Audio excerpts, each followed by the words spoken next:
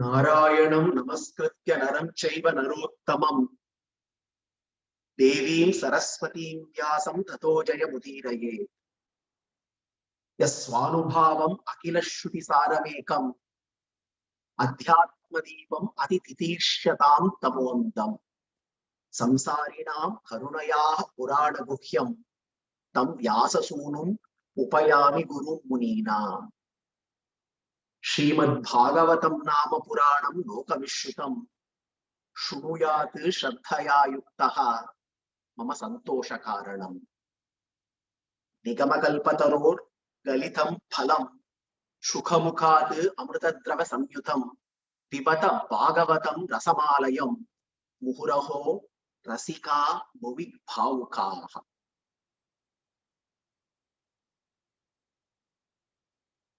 We have been relishing the 5th canto of Srimad Bhagavatam. In the context of detailing the lineage of Priyavrata, the second son of Swayambhu Manu, we began to relish the profound teachings of Rishabhavatara. Rishabhadeva begins to teach his sons, imparting quintessential wisdom. Rishabha beautifully highlights how it is important to make the difference between the two paradigms that can govern our life and living. Having what we want versus wanting what we have. It makes a huge difference to the way we live our lives, the way we fashion our life and lifestyles. It makes a huge difference based on which of these two paradigms govern our life. Having what we want, a very materialistic way of life soaked in worldliness. The purpose of life becomes all about having, acquisition, possession, wanting more and more and more, desire driven, and the journey of life becomes a pursuit of having what we want. And Rishabha, on the other hand, highlights how it is important to make this transformation, make the paradigm shift, to let the principle of wanting what we have govern our life. We have everything that we need. And more importantly, we have not just this world, but the world maker with us. Therefore, there is no need for anything more than what we already have with us. Not just the resources, but the very resource given is very much with us. He is journeying with us all the time, through all the lifetimes that we spend in the cycle of samsara. So therefore, it is important to begin wanting what we have. And we saw last week how it is important to exercise our willpower for the sake of realizing his will. The willpower can be successfully exercised and used only when we realize it is a fragment of his will. And therefore, Rishabha begins his exposition to his sons on the principle of exercising one's willpower. And he begins with the importance of tapas. Tapas is not just hard work. Rishabhadeva says tapas is hard work. This hard work is all about directing our desires towards Bhagavan. Tapas is all about simplification of life, purification, re-engineering our habits. Instead of being run by our vasanas, tapas is about recognizing the power of our vasanas and re-engineering our habits. Tapas is moving from a state of my way to a state of Krishna's way. And then Rishabha talks about how to make that first step in the pursuit of truth, in pursuit of happiness. The first step has to necessarily begin in service to Mahatmas. Bhagavad Kainkarya can only be successful if it is preceded by Bhagavata Kainkarya. So therefore, Rishabhadeva, after detailing the importance of tapas, the role of tapas in our life and living, says that one should start the journey by serving the Mahatmas, the Bhagavatas. And then we saw how Rishabha says, if we have to progress spiritually, then we need to re-examine. We need to re-examine our priorities in life, our goals, our value system, our practices, our culture, the way we operate. Because what defines material progress is not applicable when it comes to progressing spiritually. So therefore, we cannot apply the same goals, the same priorities, the same practices for progressing spiritually. So therefore, Rishabha calls for re-looking at our priorities, re-looking at our goals, re-looking at our values. And then he says, mistakes are meant for learning, and it is important to realize that we are today as a result, wherever we are today, the very fact that we are still in samsara proves a point that it is an outcome of the cumulative mistakes that have happened over several lifetimes before. So realizing this, one needs to necessarily use the opportunity of this life to make the transformation happen. And then towards the concluding part of last session, we saw how Rishabhadeva highlighted the importance of inquiry.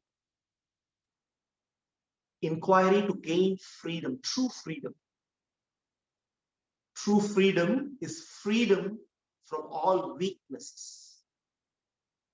And Rishabha very clearly highlights how spiritual progress is not about gaining, it is about regaining.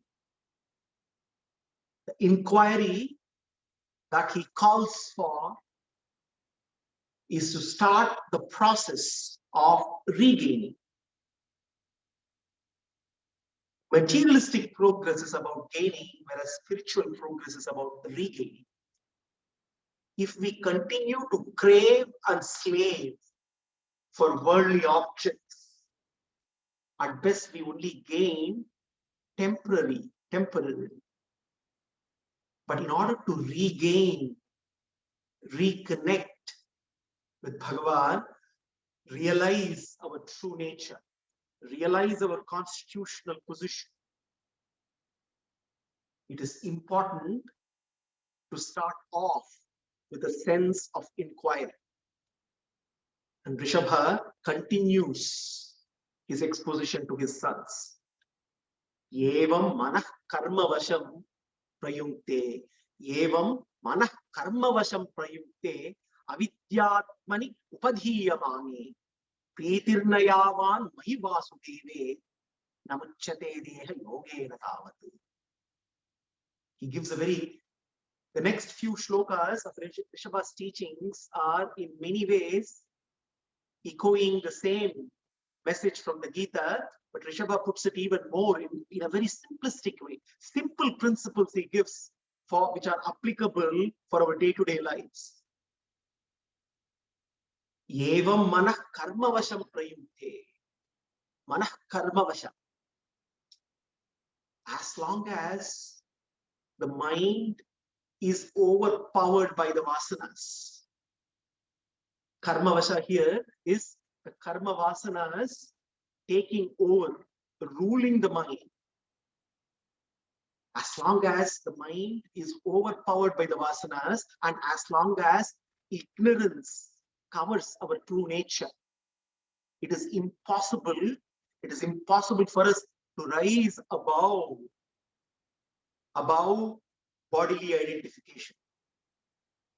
How do we overcome this force of karma vasanas? And how can we overcome this force of ignorance? Rishabha gives a very simple way. He says, Preetir Vasudeve. Preetir Vasudeve. He says, when we love Krishna more than the world, Krishna will take us out of this world to his abode. As simple as that. The principle here is loving him more than, loving the world maker more than his world. Preetir Vasudeva. Even when we do not know him fully, it is not very easy to realize Bhagavan in all his glory. Even when we do not know him fully, we can still love him fully with all our heart. In fact, knowing him and loving him are complementary to each other. They have to necessarily go hand in hand together. When we know him, when we know his glories, that kindles intense love in our hearts. And when we offer our love sincerely to him, he reveals his glories even more. Thus, knowing and loving always goes hand in hand. Many times, we think that solving this puzzle of life, we look at life as a puzzle to be solved. Reality is a mystery to be solved. God is a concept to be analyzed and then understood and comprehended. That is going on the wrong track, because God is not a concept to be analyzed and understood and comprehended. He is a beautiful person to be loved. As simple as that. When we love him, we will understand him. We will know him. Trying to know him without loving him is not possible at all. That's why Krishna loudly declares, Bhaktya Tvananyaya Shakya Ahamevam Vidorjuna, he says. Ahamevam Vidor. Hey Arjuna, it is impossible to know me without loving me. When one loves him, the revelation happens. Bhagavan reveals himself to the bhakta. Then knowing happens effortlessly. Initially, the process of knowing reality is not easy at all. To comprehend the nature of reality, the nature of God, the nature of this universe, our own nature, it's not easy at all. We may at best give an intellectual shock. But when this process of knowing is complemented adequately with loving him, The process of revelation happens. This is exactly what Rishabha is talking about. Preetir Vasudeve, he says. Preetir Mayu Vasudeve. Here, Mayi, he is Vasudeva. He's taken the avatara as Rishabha, standing right in front of his sons here.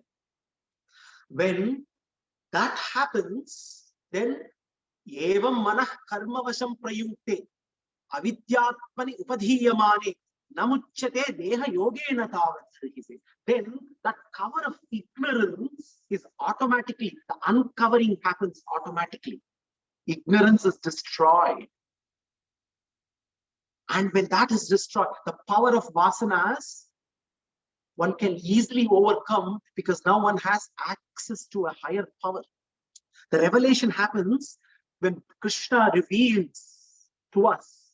The revelation takes two forms: intellectual comprehension, and at the same time, experiential confirmation as well. Yes, intellectually, our comprehension improves, no doubt. And we have all gone through this. The more we engage in loving him and knowing him over a period of time, intellectually as well, our comprehension improves. But more importantly, there is also experiential confirmation. We begin to experience Bhagavan. We begin to experience that connection, that bliss, which cannot be easily defined with words. The revelation happens thus in two forms. Yes, our comprehension improves, no doubt, but our experience also, we also get the confirmation that yes, he is there with us. His grace, the downpour of his grace is always there, constant. We begin to experience it. We experience his beauty, and that experience stays longer and longer. It is that series of experiences over a period of time, which actually is what eventually called realization. Realization is nothing but a continuum of experiences. Experiencing that bliss of Krishna. Now, Rishabha says, for this, it's very important that the knots in the mind are loosened. And this process of experiencing Krishna, this process of also intellectually comprehending him at the same time, knowing him more and loving him more, for this to progress, and eventually this progress leads to liberation. For this to happen, the process is all about loosening the knots in the mind. This is what the Upanishads say. Vidyate hridaya grantihi, vidyate hridaya grantihi, chidyante sarva samshayaha, kshiyante chasya karmani, tasmin drishte paravare. The same message is being echoed by Rishabhadeva here.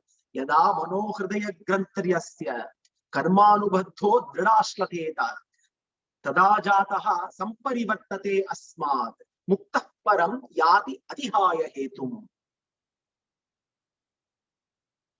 The naughty mind, the naughty here is the mind full of knots, K-N-O-T-T-Y. The naughty mind, the reason for why the mind is naughty, N-A-U-G-H-T-Y, is because it is naughty, K-N-O-T-T-Y. The mind is naughty and naughty. What is the knots? What are these knots in the mind?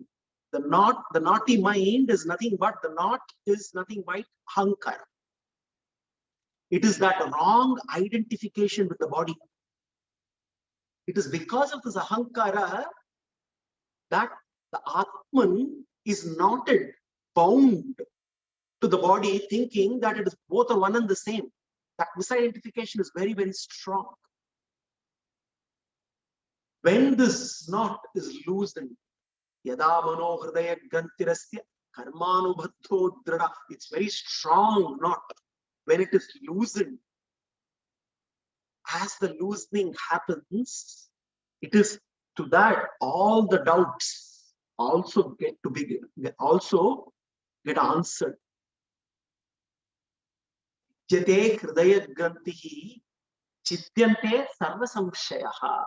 Because as long as the ego remains strong, it's very difficult for this realization to happen. this process of knowing and loving, intellectual comprehension and experiential confirmation. This is the progress as we make this progress towards realizing Bhagavan. This not in the heart or in the mind, the ego, the stronger it is, the greater the difficulty. So this knot has to loosen, and as it loosens, all the doubts, also all the misgivings will also be addressed, and that is when one starts to turn away from the world towards the world maker. Rishabha says, only when the ego this becomes weak, when it is weakened, only then one can get this turning, one can get this direction right. The turning happens. And Rishabha now, over the next 2 shlokas, beautifully talks about how this progress can happen. It is all about how do we get out of this vicious cycle. Samsara, karma bandhana is a vicious cycle. This vicious cycle is so very formidable. To get out of this vicious cycle, we need an exit out, and Rishabha now presents what we can call a virtuous cycle. Getting out of the vicious cycle through a virtuous cycle. Rishabha says, Hamse Gurau Mahi Bhaktanuvritya Vitrashnaya Dvandva Tikshayacha Sarvatra Jantoh Yasanavagatya Jignasaya Tapaseha Nivritya. Hamse Gurau Anuvritya. Now he gives basically 5 steps here. A process of 5 steps, which is essentially not only a 5-step ladder, it is also a virtuous cycle. And the foundational step and the very first step, Rishabha starts with step number 1, which he says, Hamse Gurau Anuvritya. This is exactly what Krishna also says in the Gita. Any spiritual journey, for it to be successful, the foundational step, Krishna says, Tadviddi pranipatena pariprashnena sevaya upadekshantite jnaninam tattvadarshinaha. Upadekshantite jnanam jnanina tattvadarshinaha. Tadviddi pranipatena pariprashnena sevaya. For acquisition of right knowledge, the foundational step is to approach a guru, a spiritual master. Here, Rishabha says, Hamse Guru Anuvritya, and follow him, his footsteps. Tadviddi pranipatena pariprashnena sevaya. There are 3 important things here. In order to acquire right knowledge, in order to progress, Krishna says, Tadvid pranipatena pariprashnena sevaya. Tad pranipatena pariprashnena sevaya. The order also is very important here. Pranipatena pariprashnena sevaya. Pranipatena, to submit oneself. Pariprashnena. Here, 2 important things here. Pariprashnena stands for being inquisitive. Pranipatena, being submissive. Being submissive is important along with being inquisitive. In any spiritual journey, it's like, we love using the analogy of a car. For us, it also always provides us a very good example, good understanding. Just like how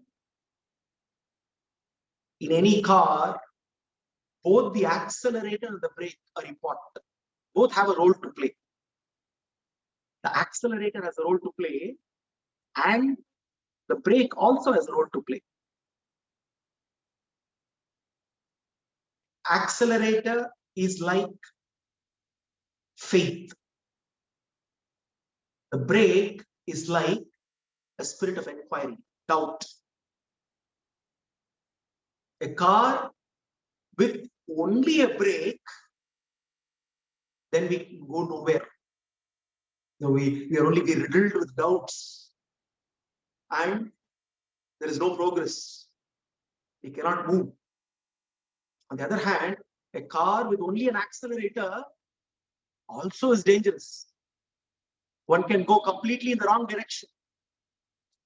The brake is also needed, and especially until one gets onto the highway, taking all the sideways, the subway, one needs necessarily the brake to ensure that the car, or similarly, the spirit of doubt in the positive sense, spirit of inquiry, true inquiry, inquisitiveness is so very important.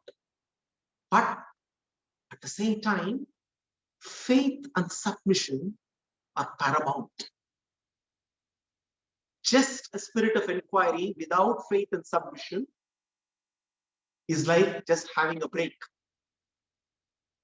So here, therefore, Rishabha says the first step in this virtuous cycle is to accept and follow Hamse Gurau Anuvritya, he says. And what happens then? What is the second step? He says, when that happens, Hamse Gurau Mai Bhaktya Anuvritya. Hamse Guru Anuvritya Mai Bhaktya. When one follows the master, then one follows the master of all, and then one realizes through Mai Bhaktya, Bhakti, through a guru, the faith is even more strengthened, and one can cultivate Bhakti to Bhagavan. And only then one begins on this path of knowing Bhagavan. It is very important for a guided journey of inquiry complemented with submission and faith. And when that happens, the third step takes one moves on to the third step. Hamse Guru Mai Bhaktyanuvritya Vitrashnaya Dvandva Titikshaya cha, he says. Vitrishnaya Dvandva Titikshaya cha. When one has Trishna for Krishna, one develops Vitrishna. Vitrishna. Trishna is thirst. When one has thirst for Krishna, unflinching bhakti for him, automatically one begins to move away from everything which is not Krishna. Away from everything which is alluring and leading one toward in the wrong direction, the worldly pleasures. Dvandva Titikshaya.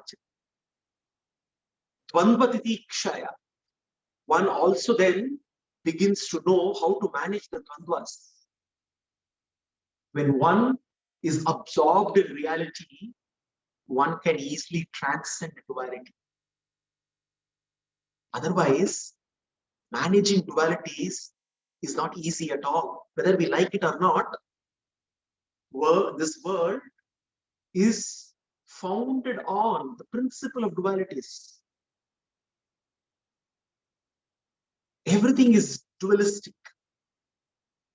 Pleasure and pain alternating all the time. Whether we like it or not, there is nothing called lasting happiness. But there is also nothing called lasting pain as well. But to realize this and to transcend this, one needs to be absorbed in something which is beyond this duality. That is why Rishabha says as a third step, Vitrishnaya Dvandva Titikshaya cha. Sarvatra Jantoho Yasanavagatya. When one starts to look at this world, which is made up of dualities, then one also begins to realize that this world is a place of misery. Sarvatra jantoho vyasanavagatya. Immediately, we always have this question: why do Shastras say this world is place of misery? Rishabha is saying here, the world is place of misery. One realizes. Now, we have to understand this a little bit more clearly. When the Shastras say this world is dukkhalaya, what do they actually mean? Dukkhalaya. Alaya means place. Dukkha alaya, place of misery. Does this mean the world is a place of only miseries? It says the world is a place of miseries. That does not mean the world is a place of only miseries. That's not the way to understand. Like when they say Himalaya, Hima alaya, Hima means snow. A place of snow is Himalaya. But is Himalaya only a place of snow? There are other things as well apart from snow. But why do we call it Himalaya? There are several other things there, but why do we call it?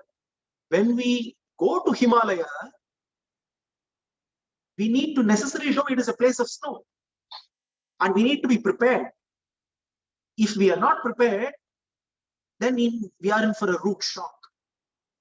Similarly, when the Shastras call the world a place of misery, it is not just a place of misery only. There are other beautiful things. Because everything here in this world manifests a spark of divinity, of course.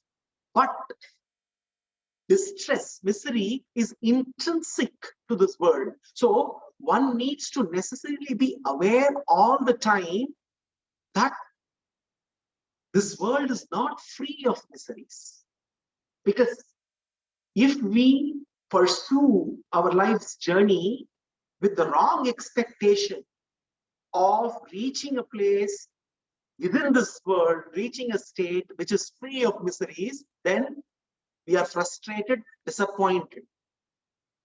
We need to be adequately prepared to know this truth, the fragility of life. Sarvatra jantoho vyasanavagatya. This is the next step. Recognizing that this world is a place of misery. Jijnasaya tapaseha nivritya. This is the fifth step. Jijnasaya tapaseha nivritya. The moment we recognize that this world is a place of misery,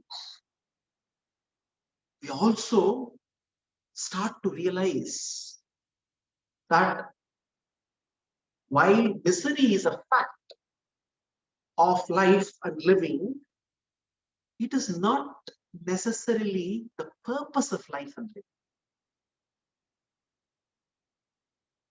Let me give an analogy of a hospital. A pain is unavoidable in an hospital. A hospital is definitely characterized by pain.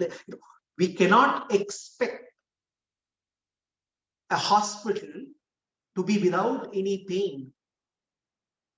But we need to understand that pain is not the purpose of a hospital.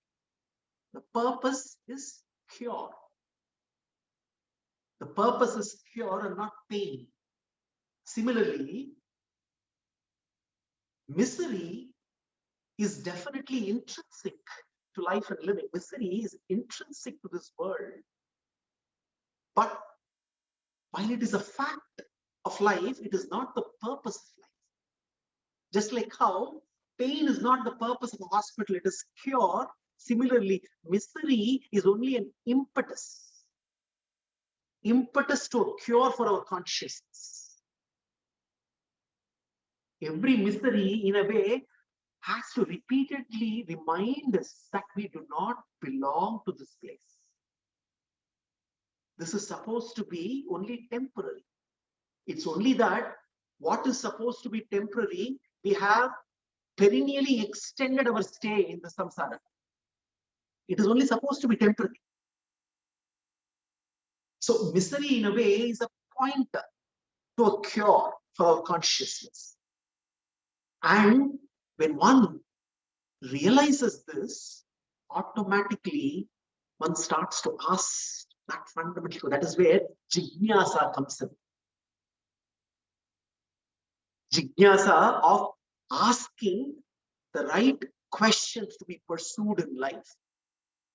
Because if there is no awareness of the problem, then one will not pursue the solution.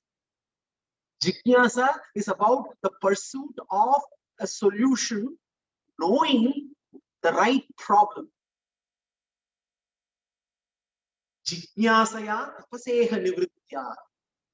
Because when there is no awareness, and unfortunately, it's not just lack of awareness, there is no awareness that there is lack of awareness.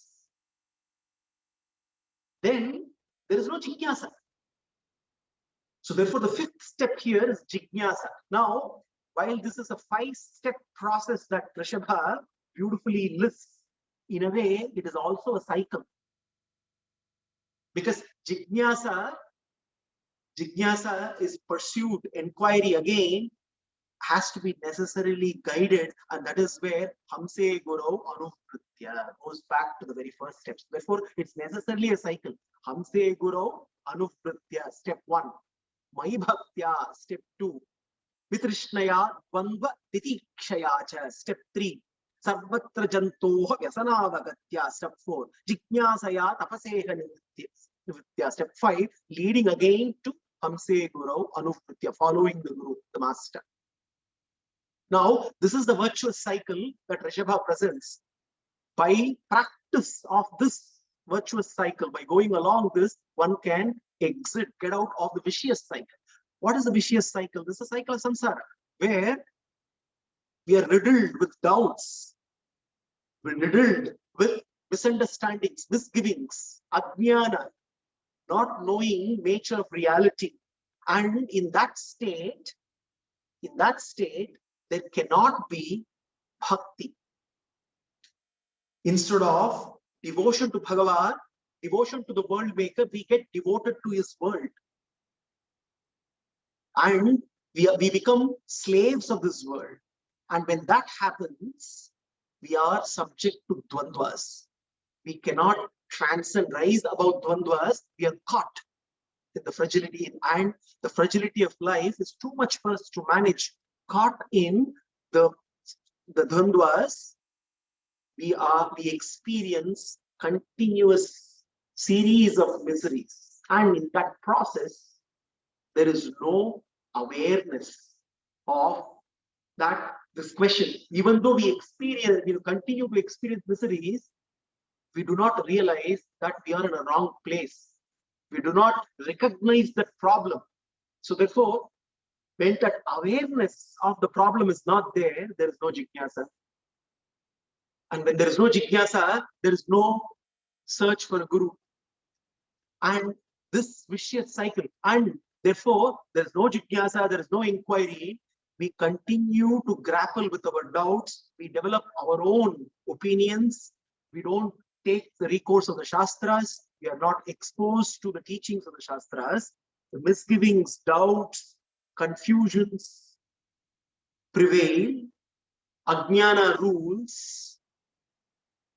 We think we are free, but we are actually our slaves to our own senses, to our body, and to this world. And in that process, we are subject to the forces of dualities.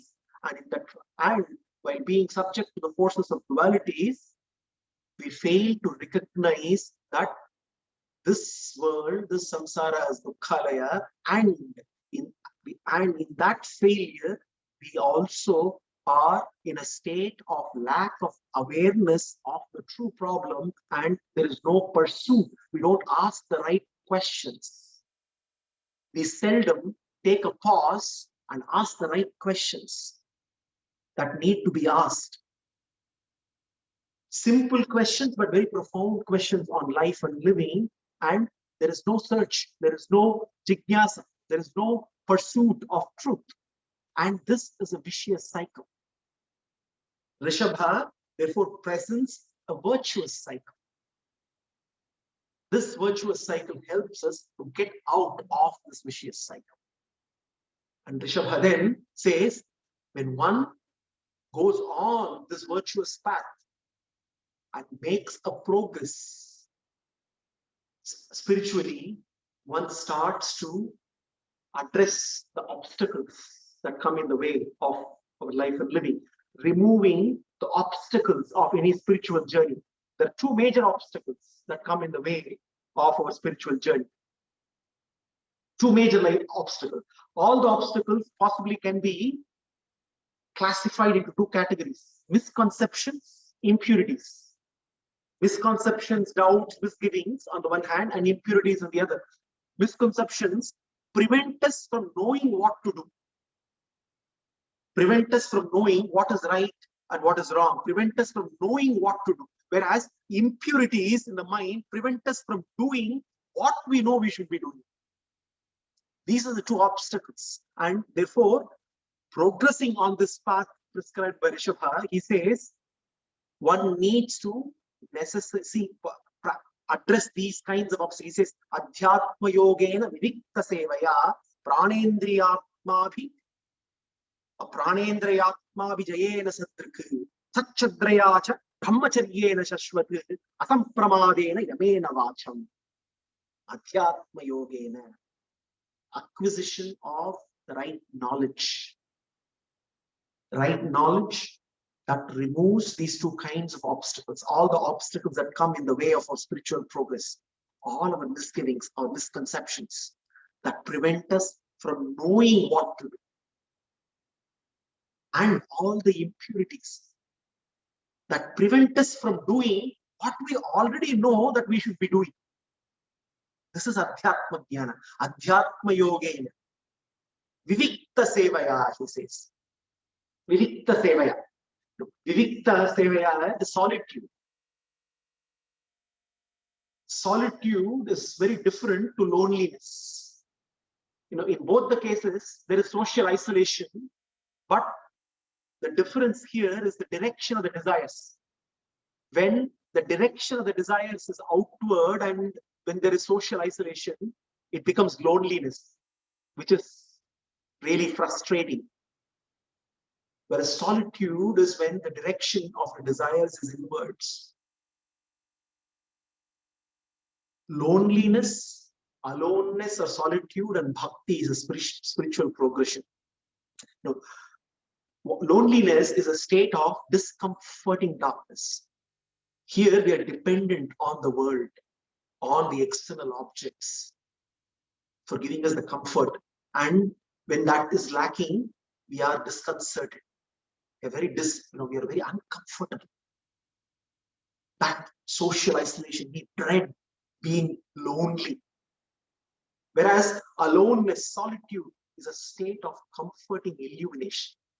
Atmanyeva atmana tushtaha, as the Gita calls it. There is no dependence on the external world for our own peace and comfort. And then this solitude has to eventually progress to bhakti. Loneliness to be in a state of isolation with our worst enemy. Solitude is to be socially isolated with our best friend. What do I mean by that? The worst enemy and the best friend are one and the same. It's our mind. A mind which is not mastered, and when we are alone, lonely with it, there's nobody else and only us with the mind. That's a very, very disconcerting state, because a mind which is not mastered is going to make it a very difficult experience. Whereas solitude or aloneness is to be with our best friend, which is a mind which is mastered. Now, progressing further is bhakti, is where a state of being with the supreme friend, recognizing Krishna, who is always with us, to be one with our Supreme Friend all the time. Adhyatma yogena vivikta sevaya pranendriyatmabhi jayena sadrik sat shraddhaya brahmacharyena shashvat. Here, what are the things that we need to practice as we spiritually progress? Rishabha is giving us various tips. He talks about Adhyatma Yogena, he talks about Vivikta Sevaya, then he says, Pranendriyatma Vijayena Sadrik. Prana, Indriyas, all need to be regulated. Balanced way of life and living. Such Shraddhaya, cultivating faith, Brahmacharyena Shashvat. Here, Brahmacharya is not to be understood as the ashrama of Brahmacharya. Brahmacharya, everyone has to adopt the principles of Brahmacharya, which is a God-centered way of living, a very disciplined way of living, regulated way of living, where we exercise the two V's of Vichara and Viveka to counter the forces of the two other V's, Vasanas and Vritti. Vasanas are the impressions in the mind which rule, which trigger all our desires, and Vritti is the thought waves which always keep the mind busy processing something or the other. It is very important to engage in Viveka and Vichara. Vichara and Viveka, contemplation and discrimination, to ensure that we choose our desires. We choose our desires carefully and through contemplation. Brahmacharyena shashvat asampramadena yamena vacham. Asampramadena, continuing to perform our duties. Here he gives one example of tapas once again. Yamena vacham, the tapas of speech.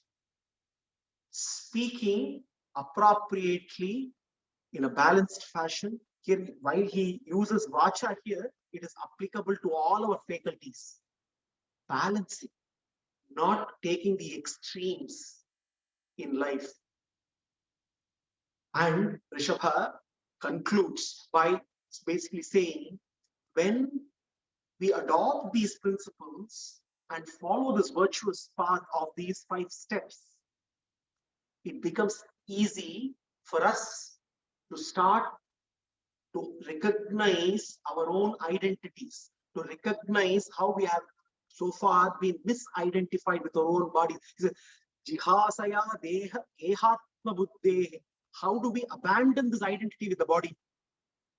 Mat karma bhir, mat kataya cha nityam, mat deva sangat gunakirtananme, nirvaira sampyopasame putra, jihasaya deha ehatma buddhe.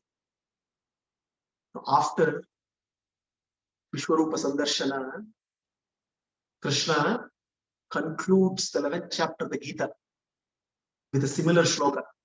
Mat karma bhrit. He says, hey Arjuna, after giving him an expansive perspective of reality, strengthening his vision, he then tells him that with an expansive perspective and the right vision of life, now you can make the right choices. Mat karma, he says, you have the choice of mat karma bhir, mat kataya cha nityam. What are the right choices? Mat karma bhir. Mat karma. Do always choosing to do his work. Choosing to be a contributor and not a consumer. Mat kataya cha nityam. Constantly choosing only to contemplate on him and not everything else in this world. Maddeva Sangat, making the choice of always the right association. Gunakirtananme, making the choice of remembrance. If we don't make the choice of constantly remembering him, our mind will make its own choice. It will anyway bring out several thought patterns in the mind, whether we like it or not. So therefore, unless we consciously make a choice of remembrance, there will be unwanted thoughts anyway processed through the day. Nirvairas samyopasamena putraha. He says you have to make the choice of hating none and loving all. Jihasaya deha gehatma buddhehi. Essentially, in order to consciously disassociate oneself from the body, one needs to lead one life making conscious choices. Because we all think we are all choice makers. We all think we are choice makers, but whether we realize it or not, we are unconscious choice makers. Somebody else is making the choices for us. Our vasanas are making the decisions for us. So here it is about making conscious choices. Consciously making a choice as becoming a contributor, not a consumer. Doing contributory work, contributing to serving him and his world. Constantly making a choice of listening only to his glories. Because if we don't listen to his glories, if we don't make the choice, whether we like it or not, we are going to anyway listen to several other unwanted things. Madheva Sangat, consciously making a choice of associating only with the Bhagavatas. Because if we don't make a choice of associating with the Bhagavatas, we would end up associating with the wrong association. Gunakirtanan, constantly making a choice of remembrance. Nirvairaha samyopasamena, constantly making a choice of hating none and loving all. And with these choices are made, Rishabha says, then it becomes easy to bring that gap between I, the Atman, and my body. So the Rishabha, in the process of giving an exposition on how one can spiritually progress, leading all the way, living one life based on key principles of wanting what we have versus having what we want. Rishabha gives us a prescription of the 5 steps of virtuous path that can help us exit the vicious cycle and identification of our own true nature, which puts us on the highway of spiritual progress towards Bhagavan. How Rishabha then further concludes, and Rishabha's the legend of Bharata, the son of Rishabha, we will continue to relish in the coming sessions. Salam Sri Krishna.